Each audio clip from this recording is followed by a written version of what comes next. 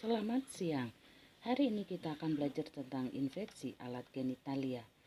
Dibagi menjadi infeksi rendah dan infeksi tinggi dengan batas pada serviks. Bacterial vaginosis, non-specific vaginitis atau Gardnerella disebabkan perubahan flora vagina sehingga cairan hidrogen peroksida yang diproduksi lactobacilli hilang dan tumbuh bakteri anaerob. Penyebab seringnya terjadi infeksi, higiene belum sempurna, perawatan persalinan dan abortus yang belum memenuhi syarat IMS belum terkendali. Pintu masuk infeksi melalui perlukaan, waktu persalinan, dan menular melalui hubungan seksual. Vulvitis, infeksi yang terjadi pada vulva, radang selaput lendir labia dan sekitarnya, gejala keputihan, tanda infeksi lokal, dan gangguan koitus.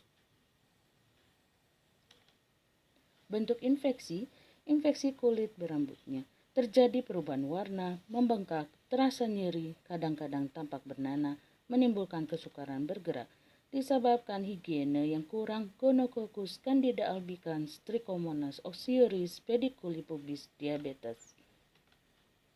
Penyulit vulvitis, Bartholinitis, Condylomata acuminata, Condyloma lata. Terapi kausal, antibiotik, antimikotika, pada anak-anak pertimbangkan vulvitis gonorrhoica, pada orang dewasa pertimbangkan adanya DM kauterisasi. Infeksi kelenjar Bartholini terletak di bagian bawah vulva, warna kulit berubah, membengkak, terjadi timbunan nanah di dalam kelenjar, penderita sukar jalan dan duduk karena sakit. Tindakan, berikan antibiotik, analgetik, infokonsen, insisi, marsupialisasi. Vaginitis colpitis, infeksi pada vagina yang disebabkan berbagai bakteri, parasit, atau jamur. Keadaan yang memudahkan terjadinya infeksi, koitus, tampon vagina, higiene yang kurang, atrofi epitel vagina, colpitis senilis, masturbasi. Gejala umum, lekori yang kadang-kadang bau, perasaan panas atau pedih pada vagina, perasaan gatal pada vulva, suhu badan dapat meningkat, bagian luar terjadi pembengkakan, vagina terdapat bintik merah muda berdarah, terasa nyeri saat hubungan seksual.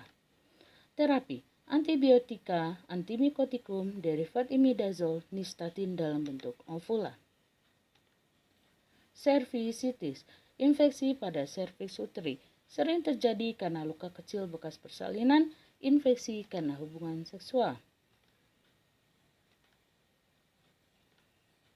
Gejala klinik, terdapat keputihan, mungkin terjadi kontak perdarahan, pada pemeriksaan terdapat perlukaan serviks yang berwarna merah, pada umur di atas 40 tahun perlu waspada terhadap keganasan serviks.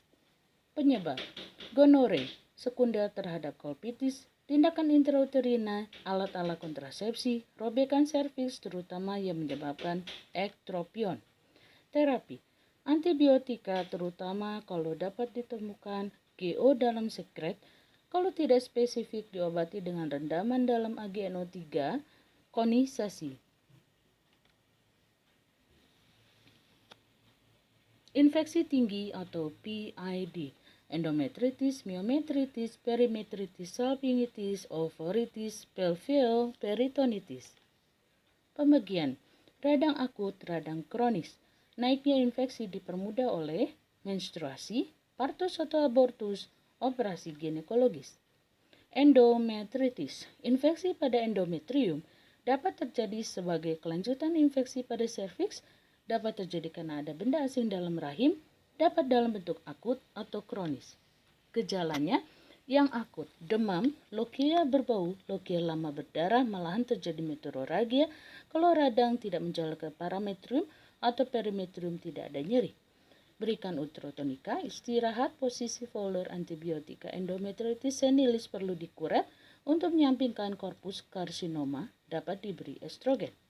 Endometritis kronis perlu dilakukan kuretase. Kuretase bersifat terapeutik. Terapi fluor albus yang keluar dari ostium, kelainan head seperti meteorragi, menorragi. Myometritis, diagnosa dibuat secara patologi anatomi. Salpingitis akut, naik dari kavu uteri, menjalar dari alat yang berdekatan dan hematogen. Gejala demam tinggi, nyeri tekan perut, mual dan muntah, nyeri goyang posio, kadang ada penebalan tuba. Diagnosis banding KET appendicitis, terapi istirahat, antibiotika, kortikosteroid usus tidak boleh terisi penuh. Tubo-ovarial abses, adneksitis kronika. Gejala, anamnesis sudah menderita adneksitis akut, nyeri perut bagian bawah, dysmenorrhea, menorrhagia, infertilitas, uterus. Terapi, antibiotik dan istirahat, USG, pertimbangkan terapi operatif. Perimetritis, radang dari jaringan longgar di dalam ligamentum latum. Radang ini bersifat unilateral. Etiologi dari endometritis dari robekan serviks, perforasi uterus oleh alat-alat. Gejala, suhu tinggi dengan menggigil, nyeri unilateral tanpa gejala rangsangan peritoneum. Terapi antibiotika resorptif. Peritonitis biasanya terjadi sebagai lanjutan dari salpingophoritis. Etiologi geosepsis appendicitis. Dibedakan bentuk yang menimbulkan perlekatan tanpa pembentukan nanah dengan pembentukan nanah yang menimbulkan absis Douglas. Silakan tugas dikerjakan. Terima kasih atas perhatiannya.